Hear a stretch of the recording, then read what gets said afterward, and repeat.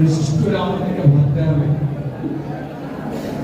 আমরা আগামী দিনে 2026-এর যে নির্বাচন, সেই নির্বাচনে আমরা এমন একটি সরকারকে চাই যারা শান্তি, সম্প্রীতি, ভ্রাতৃত্বকে বজায় রাখতে, যারা বাংলার প্রতিটি পরিবারে খেটে খাওয়া মানুষ থেকে, রিক্সা চালক থেকে, গাড়ির ড্রাইভার থেকে, ইনভার্টার থেকে, বিড়ি শ্রমিক থেকে যারা ভেবে থাকেন তেনাদের পাশে থেকে তেনাদের হাতকে মজবুত করার লক্ষ্যে আমি সকলের কাছে আপনাদের মধ্যে আহ্বান জানাচ্ছি।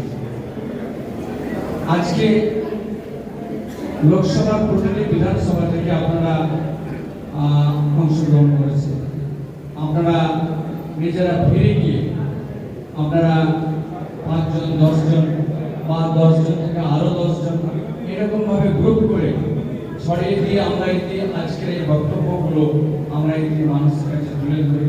তো নিশ্চিতভাবে মানুষও বুঝবেন যে না, আমাদের নেত্রী, আমাদের মুখ্যমন্ত্রী যেভাবে মানুষের পাশে থেকে মানুষের উন্নয়নের কাজ করে যাচ্ছে, আগামী দিনেও আমরা চতুর্থবারের জন্য আমরা শান্তি সম্প্রীতিকে বজায় রাখা সহ উন্নয়নকে অব্যাহত রাখার লক্ষ্যে আবারও মমতা ব্যানার্জিকে আমরা চতুর্থবারের জন্য মুখ্যমন্ত্রী আমি সকলের কাছে বক্তব্য রাখতে শেষ করতে যাচ্ছি।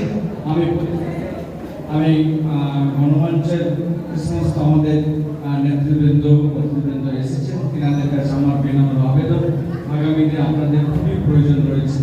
যেভাবে আপনারা তুলে ধরেছেন মানুষকে, খুব সহজে মানুষেরা বুঝতে পারবে। আগামী দিন আমরা প্রতিদিন আমরা বিধানসভায়, বিশেষ করে আমাদের জয়পুর সাংগঠনিক জেলায় যে 9টি বিধানসভা রয়েছে, প্রতিদিন আপনাদেরকে আমরা নিয়ে যাব এবং আপনারা এইভাবে আমাদেরকে সহযোগিতা করবেন, মানুষকে উদ্বুদ্ধ করবেন। আমি এই আহ্বান আপনাদের করতে থাকছি। ধন্যবাদ। রহমানের তরফ থেকে যে সমস্ত